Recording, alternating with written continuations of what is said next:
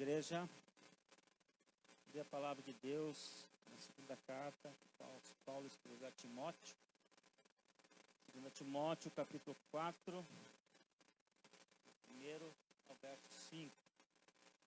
Não vou me ater muito a esse texto, mas sim ao tema. Eu tenho um tema nessa noite para nós aqui na igreja, para aqueles que nos assistem. Eu creio assim que é muito propício para o momento que nós estamos vivendo. Nós acreditamos na palavra de Deus. Segundo as estatísticas no Brasil, existem mais de 30% de evangélicos, cristãos ou protestantes. E muitos perguntam a diferença em que nós fazemos no nosso país. Se é que existe tanta gente. E eu pensei comigo assim, o momento que a gente vive, nós somos um pouco controvertidos nesses assuntos, vai ser muito propício para nós pensarmos um pouquinho se nós acreditamos na palavra de Deus. E Paulo, ele está assim numa idade já um tanto quanto avançada, e eu creio assim que pelos escritos que nós lemos, o apóstolo Paulo está antevendo a sua partida, a sua morada para com o Senhor Jesus. E aí ele escreve a Timóteo, um jovem pregador, ainda está começando no ministério, para encorajá-lo, estimulá-lo. E ele tem um texto extraordinário que ele diz assim: eu te encorajo solenemente na presença de Deus e de Cristo Jesus, e há de julgar os vivos e os mortos por ocasião da sua manifestação pessoal, mediante o seu reino. Prega a palavra, insta a tempo e fora de tempo.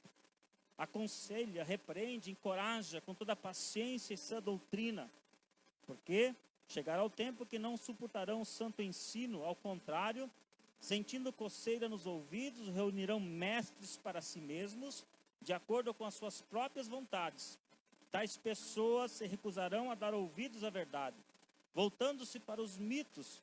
Tudo ser equilibrado em tudo, suporta os sofrimentos, faz a obra de um evangelista, cumpra o teu ministério.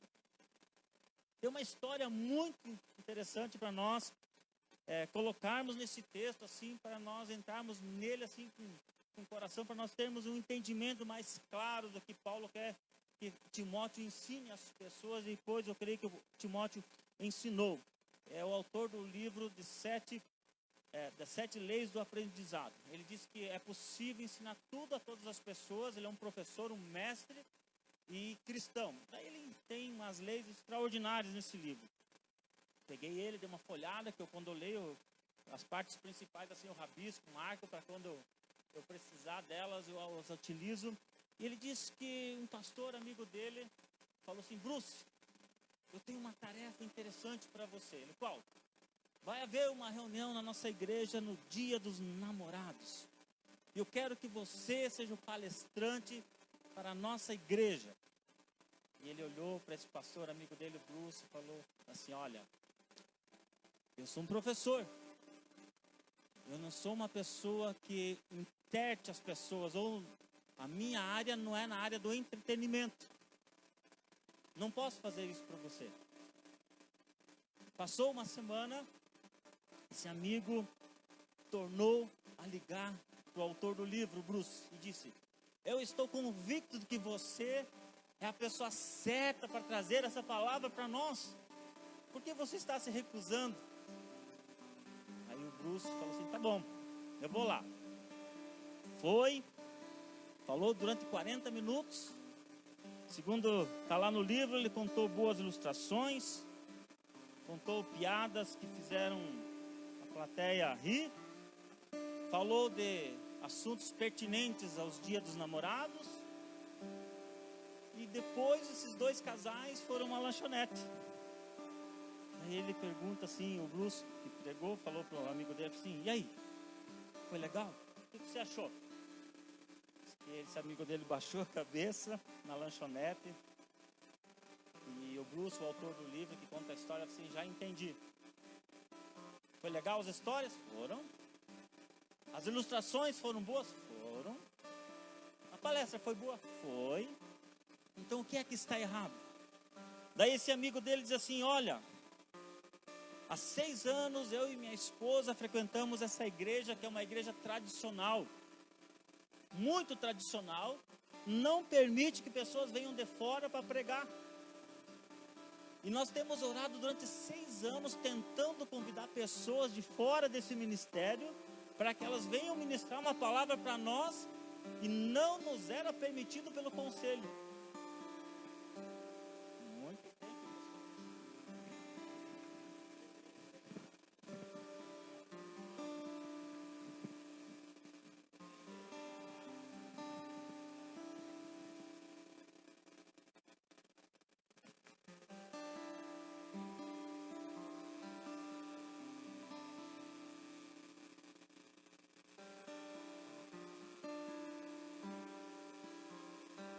Minutos que nós estávamos orando e você veio pregar. E na plateia havia um público muito grande que não conheciam a Jesus. E você não falou de Jesus. Paulo diz a Timóteo: pregue. Prega para quem? Pregar para quem, igreja? Para quem eu devo pregar? Para quem você deve pregar? Ele diz: a tempo e fora de tempo. Você poderia dizer assim: mas como é antiquado, pastor, você querer falar de Jesus nesse momento, no trabalho em que você está, ou lá no mercado que o Alexandre trabalha, ou na viagem que eu e o pastor fizemos, nas casas que nós visitamos, das pessoas que nós oramos, nas famílias que nós fomos. Como nós vamos pregar? Uma mãe perguntou, aliás, um pastor perguntou a um soldado, eu creio que o Marco conhece essa ilustração. Ele serviu ao exército, depois de 1 ano, chegou assim: e aí? O pastor pergunta ao jovem: como foi o seu tempo lá no exército? Foi ótimo, pastor. Foi bom? Claro. Ninguém descobriu que eu era crente. Muito bom. Aí o autor desse livro, ele traz uma reflexão que eu disse a vocês. Eu só queria fazer uma explanação assim, para nós entendermos, e você entendeu o que ele quis dizer. Stott, outro cristão, tem um livro chamado Púlpito. Tem esse livro, diz assim: que o ofício do cristão, corretamente entendido, nosso ofício como crentes em Jesus, ele é extremamente honroso, desejado pelos anjos, desejado por pessoas de diversas situações, de diversos países. Os anjos desejaram vir pregar, mas Deus disse não.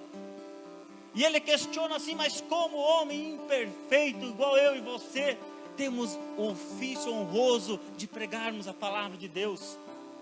Como que pessoas defeituosas, decaídas, afastadas, destituídas da presença de Deus, agora têm a incumbência de ministrar esse evangelho que diz que é extremamente honroso? Por quê? Ele mesmo responde, diz assim: para restaurar o trono e o domínio de Deus nas almas humanas. É para restaurar. Eu trabalho com restauração, com obra. E todo mundo diz assim: é mais fácil construir ou é mais fácil restaurar? O que os irmãos acham? Construir. Porque a restauração exige destruir o que está construído, ou seja, para restaurar o que existe no ser humano, é necessário desconstruir tudo que você tem de conhecimento de Deus, tudo que você tem conhecimento de salvação, de vida. Necessário é destruir, retirar tudo que está construído em você, para reconstruir e colocar um novo fundamento. Por isso que é mais difícil, porque todos nós somos convictos nas nossas opiniões. Basta um momento, por isso que eu falei, vai ser propício nós pensarmos um pouquinho nisso.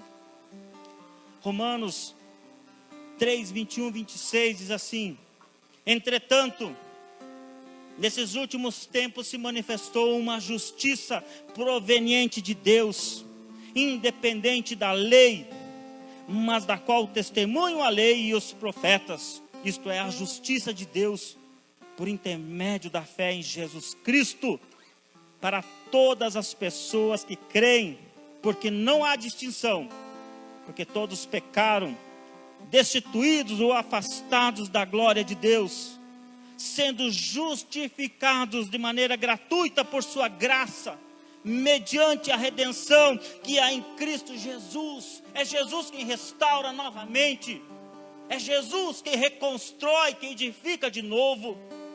Deus ofereceu como sacrifício para propiciação. Essa palavra intermediação é uma palavra extraordinária, mas leva um tempo, por isso que eu vou passar aqui. Depois podem perguntar aqui para o pastor Divo, aqui, que também é professor. Ele vai explicar para você o que é propiciação.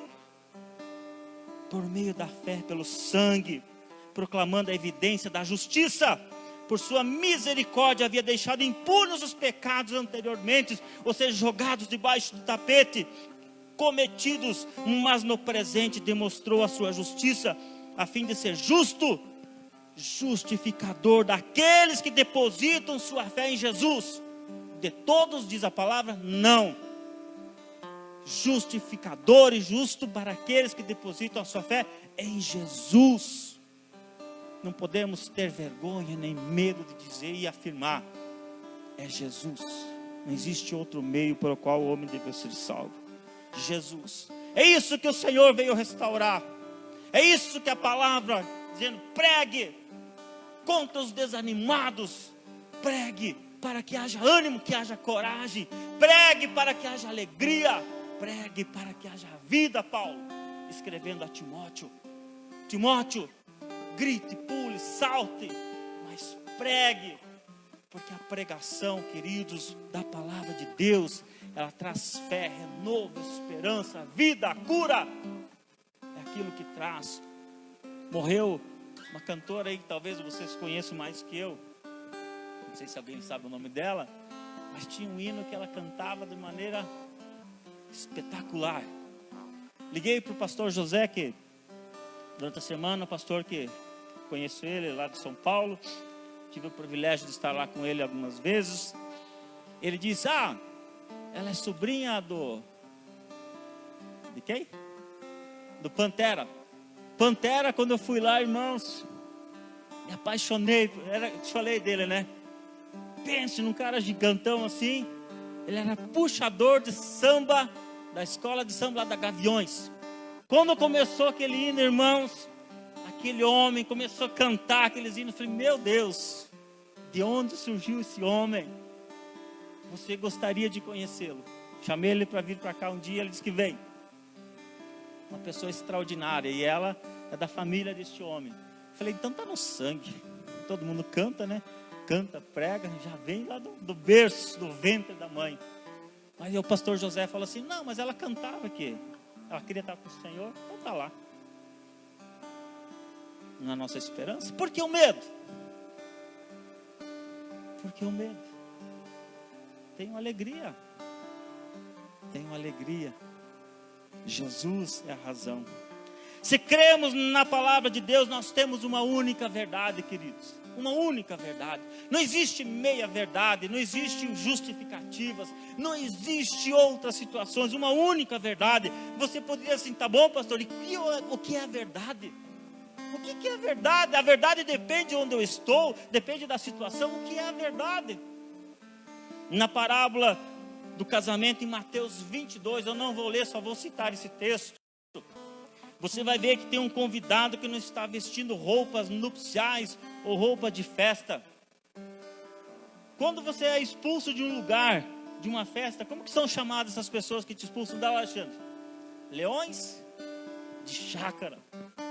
Até o escritor diz assim: provavelmente os leões de chácara estavam lá, pegaram esse convidado que não tinham roupas apropriadas e jogaram para fora. Não há justificativa. Saia do meio, porque você não está com roupas adequadas para a festa. Então, quantas verdades existiu para aquele homem? Quantas justificativas? Pensando comigo, tenho conversado com o pastor Jonas, falou assim: mas a gente enfrenta alguns dilemas. Tais como: a gente diz que a gente tem que pregar algumas coisas, mas se a gente pregar algumas coisas, né, pastor Divo? A pessoa pega e fala assim: vou fugir, vou lá no outro lado, que lá vai ser mais manso. Eu até brinco assim: vamos colocar ali na frente, dízimo 8%, para ver se a gente atrai mais pessoas. Claro que são brincadeiras. Então a gente toma muito cuidado com as palavras, para que essas palavras não sejam ofensivas demais ou duras demais. Mas, irmãos, eu creio que nós estamos nos condenando se nós fizermos isso, porque nós temos que pregar a verdade, se existe uma única verdade, porque o diabo é cruel. O diabo é cruel, implacável contra a pessoa de Cristo, porque ele sabe que está julgado, mas ele está solto.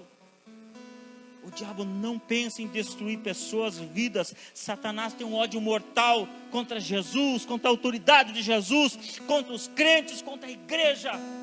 Tudo que é bom, que é correto, que é de boa fama, Satanás intenta destruir, transformar, mudar as opiniões e as mentes e levá-las para um outro contexto. Por isso é que nós pregamos. É por isso que nós pregamos, por isso é necessário você ouvir mensagens que edificam a tua mente, o teu coração e a tua vida. Torna a perguntar, mas o que é verdade?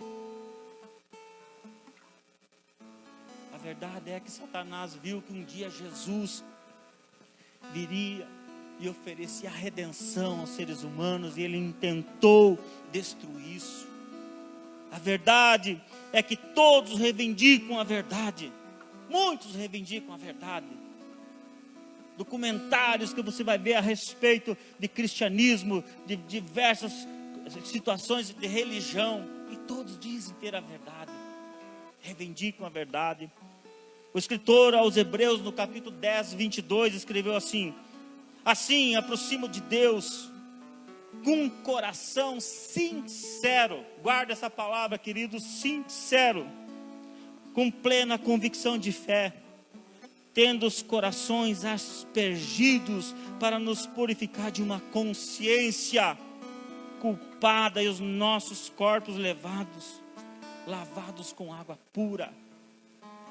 Essa palavra sincero, eu creio que você já deve ter falado para alguém assim: eu estou sendo sincero com você. Estou agindo com sinceridade. A minha intenção é sincera para com você. Talvez você até conheça a palavra e a origem, de onde veio. Digamos que a sinceridade, ela é uma pessoa sem malícia.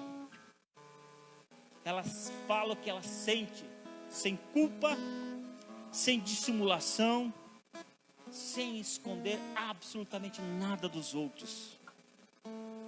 E a palavra sincero vem da junção de duas palavras, segundo o nosso dicionário: sine e cera. A versão mais comum é que em Roma, os escultores desonestos, já não é de hoje esse negócio, eles utilizavam, quando esculpiam as estátuas, que não ficava muito boa, ou faziam uns vasos que não ficava muito bom, eles utilizavam cera. Qual tipo de cera? Não me ative essa pesquisa. Eles pegavam lá um mármore, uma pedra de mármore gigante, esculpiam. Mas esses mármores, como é hoje, eu trabalho com isso, o mármore tem imperfeição. Existem alguns tipos de mármores porosos, que é necessário colocar massa acrílica nele e polir novamente. Só quem trabalha com isso é que sabe. Aquele amarelinho é especialista em deterioração e cheio de massa acrílica, porque as pessoas não sabem que ele vem cheio de furo. Então é colocado uma massa para fechar essas impurezas. E diz aqui o escritor que quando eles esculpiam isso lá em Roma, essa escultura vinha com essas trincas, esses rachados, eles passavam esse tipo de cera e vendiam esse material dizendo que era um material sincero, sem problema. Outra versão diz que mais comum para a palavra que em Roma também, outras pessoas confeccionavam outro tipo de vaso. Um vaso de cera. E era um vaso que cera também, irmãos, eu disse para vocês, não pesquisei, deixar a curiosidade para vocês pesquisarem. E essa cera era tão boa, e esse vaso, depois de perfeito, ele tornava-se transparente quando a pessoa olhava para ele. Outra versão da palavra sinceridade. Havia uma transparência. Só que nos dois casos, A estátua, ou a escultura, ou o vaso utilizado e vendido sem cera, com o tempo aparecia a mancha.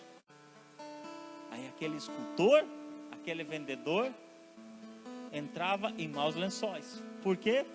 A cera saía dele.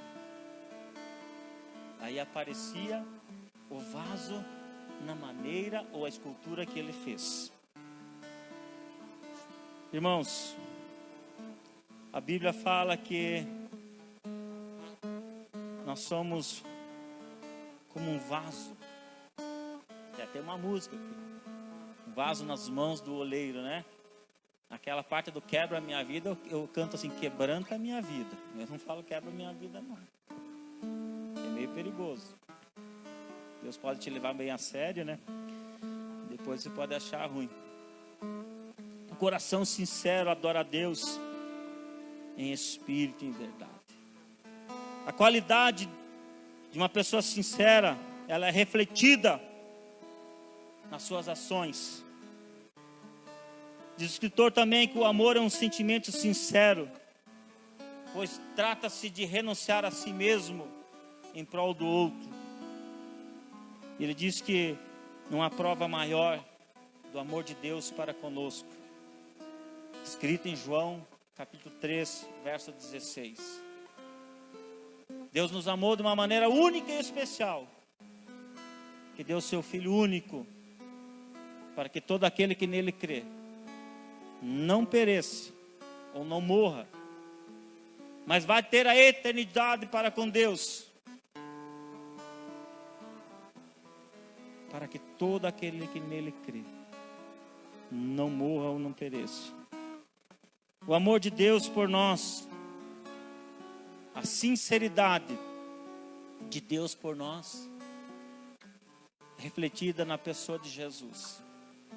Uma fé extraordinária, que faz com que agora seguidores do mundo inteiro sigam a Cristo, andem com Jesus, depositem a sua confiança em Jesus, depositem a sua vida, a sua fé em Jesus. Alguns diriam assim, mas você já viu Jesus pessoalmente, com meus olhos físicos? Não. Outro diria assim, quer ver Jesus? Olha para o seu irmão. Outro diz assim, sede meus imitadores, como eu também sou de Cristo.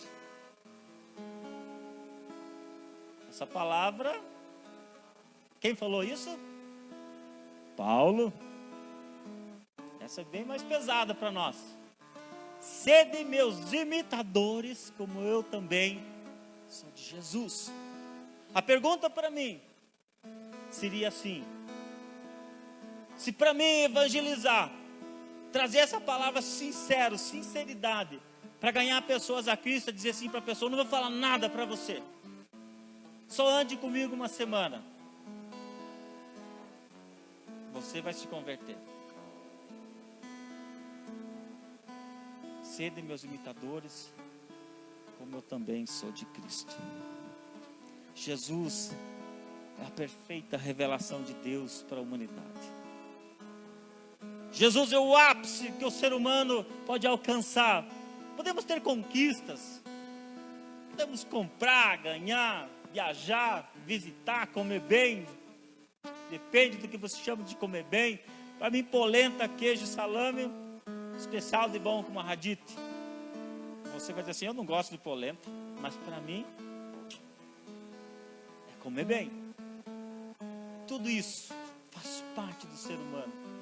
Mas o ápice do ser humano, da verdadeira felicidade, da verdadeira sinceridade, é você estar com Jesus. Jesus. Você e Jesus. Quando Ele olha para você, você e Ele. Porque Jesus veio para restabelecer a ordem do caos. Não tenho dúvidas disso. O caos que está na mente das pessoas. A confusão mental. Faço isso, faço aquilo, viajo, não viajo, saio de casa, pego na mão, pego no cotovelo, abraço, não abraço. Ando, vou trabalhar, não vou. O varão aí que me mandou uma foto ontem, falei para o Alexandre, no mercado pilhado, né? Um do lado do outro.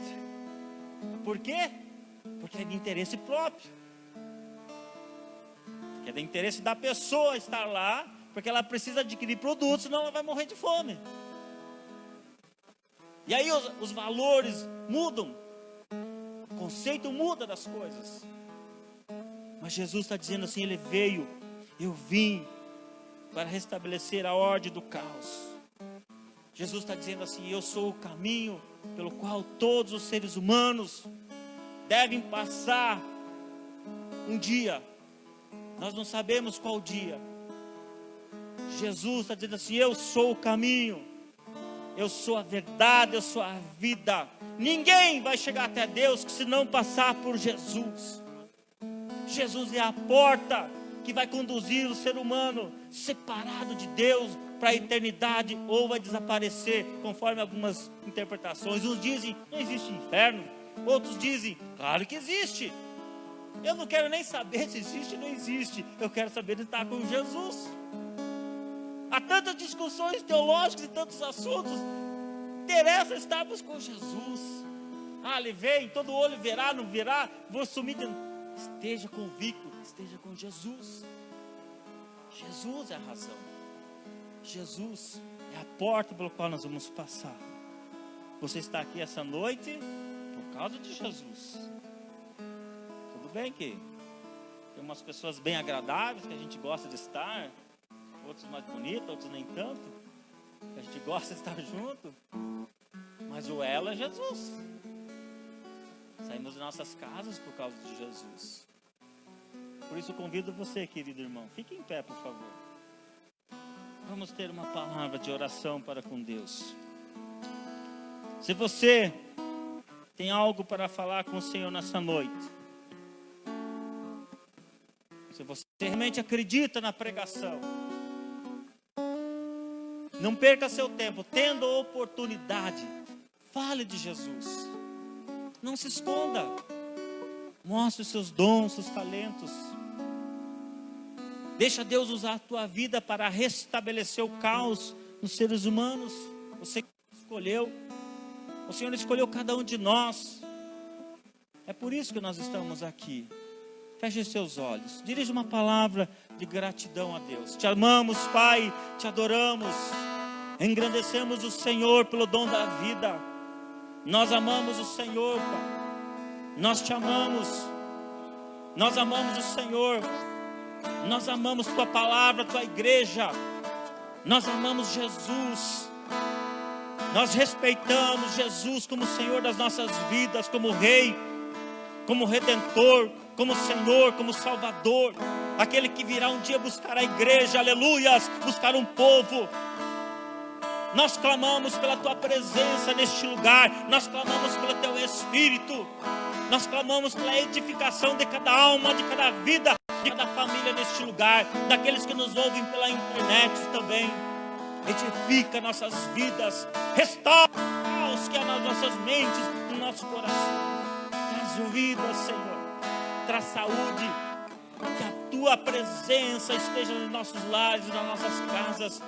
Que haja convicção, porque nós cremos na tua palavra, na Bíblia Sagrada. Nós cremos nos escritos do Senhor. Nós cremos em Jesus. Nós cremos no teu Santo Espírito que está aqui.